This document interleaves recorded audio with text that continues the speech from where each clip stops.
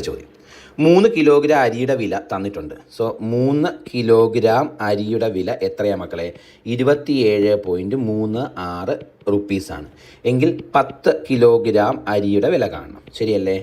Okay, ഒന്നെങ്കിൽ cross multiply ചെയ്യാം, അല്ലെ 1 കിലോഗ്രാം അരിയുടെ വില കണ്ടുപിടിച്ചിട്ട് 10 കൊണ്ട് ഗുണിച്ചാൽ പോരെ, അല്ലേ? അതായിരിക്കും കുറച്ചുകൂടെ നിങ്ങൾക്ക് സിമ്പിളായിട്ട്. ഇതിങ്ങനെ എഴുതിയിട്ട് ക്രോസ് മൾട്ടിപ്ലൈ ചെയ്താൽ മതി കേട്ടോ. ഇങ്ങനെ എഴുതിയിട്ട് ക്രോസ് മൾട്ടിപ്ലൈ ചെയ്താൽ മതി.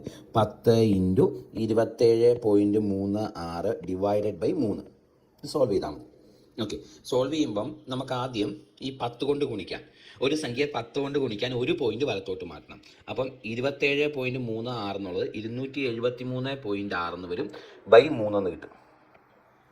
273.6 ബൈ 3 എന്ന് കിട്ടും. കണ്ടോ? ഇനി ഇത് സോൾവ് ചെയ്താൽ മതി. ഇത് സാധാരണ നമ്മൾ ഹരിക്കുന്ന പോലെ ഹരിക്കുക.